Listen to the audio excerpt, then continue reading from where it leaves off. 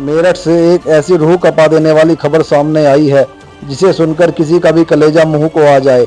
एक पिता जो 4 महीने तक अपनी ही बेटी की लाश के साथ एक कमरे में रहता रहा। यह कोई फिल्मी कहानी नहीं बल्कि मेरठ की वो खौफनाक हकीकत है जो आज सबके सामने आई है।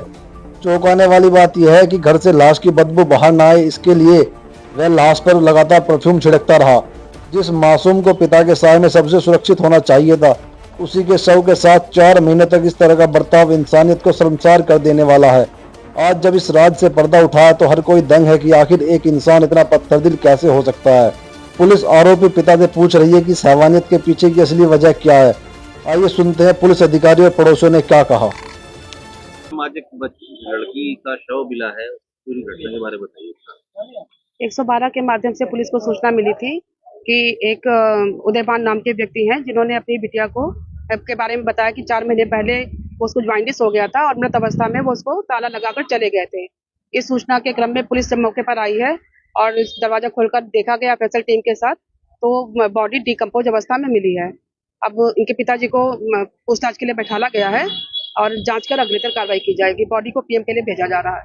मेरा नाम सुनिर्मल विश्वास है। विश्वास, आज जो घटनाक्रम हुआ, क्या घटनाक्रम हुआ यहाँ पर? ये हमारे मतलब हमारे दादा के भाई के बच्चे हैं, हमारे चाचा लगते हैं। ऐसा है कि ये हमें 4 महीने से दिख रहे नहीं थे, ये और इनकी बेटी। हम लोग बहुत परेशान थे। हमने इनके भतीजे से भी कहा था, हमारे बड़े भाई से, कि भैया आप तो साथ रहते हो, मतलब आपके पास ही रहते हैं, भाई चाचा आप बताओ। तो उन्होंने फोन किया एक दिन, तो फोन नहीं उठाया। फिर उन्होंने अपने दोस्त को नंबर दिया, उनसे कांटेक्ट हुआ। फिर उन्होंने बात करी कि कहाँ पे हो, तो उन्होंने कहा मैं देहरादून में हूँ। कह रहा अच्छा, और हमारी बच्ची कैसी है? कह रहा हाँ बच्ची भी ठीक है। फिर उसको भी हो गए हमारे 3.5 महीने। उसके बाद इन्होंने हमारा फोन नहीं उठाना बंद कर दिया एकदम।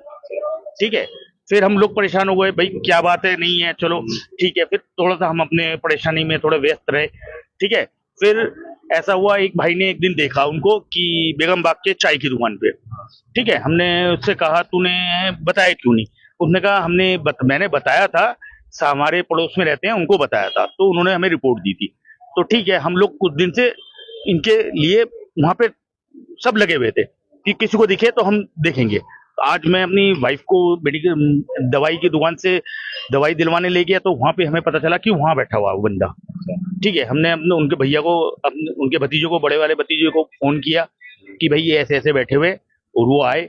फिर हम ठीक है, मैं उस टाइम दवाई लेने गया था। फिर उन्होंने मुझे बुलाया कि भाई ये लोग, आप तू आ 1 सेकंड। फिर मैं आया। फिर मैं आने के बाद फिर मैंने कहा चलो घर बैठ के बात होगी। कहाँ है बच्ची हमारी? कह रहा है देहरादून के हॉस्पिटल में। हमने कहा अच्छा ठीक है, आप घर चलो, आप यहाँ क्यों बैठे हो? कह रहे नहीं मैं यहाँ बैठा हूँ, मैं ऑफिस के काम से आया हूँ। कह रहे कहाँ काम करता हूँ? कह रहा हमें तो पता ही है कि वो इसमें है, आपके क्या कहते हैं, हमारे बोर्ड ऑफिस में। ठीक है, हम उनको घर लेके आए। फिर मैंने कहा तुम लोग बात करो भाई लोग, मैं आ रहा हूँ थोड़ी दवाई लेके। फिर यहाँ पे बात करने के बाद फिर मैं जब आया, फिर पता चला कि वो कह रहा है कि 5 महीने से ज्यादा हो गए कि वो घर में ही उसकी डेथ हो गई थी दशहरे के टाइम पे, और वो उसके साथ 2 महीने से रह रहा था। फिर 5 दिसंबर को वो चला गया यहाँ से बंद करके, और आज हमें मिला है। आज हमने इसी चक्कर में पुलिस को सूचना दी। हमने कहा भाई ये ऐसी बात बहुत। बॉडी क्या घर के अंदर ही मिली हुई है? हाँ, घर के अंदर ही बॉडी मिली हुई है अभी तक। कितनी पुरानी है? नाम क्या था बच्ची का? बच्ची का नाम प्रियंका विश्वास, और इनका फादर का? इनका उदय भानु विश्वास।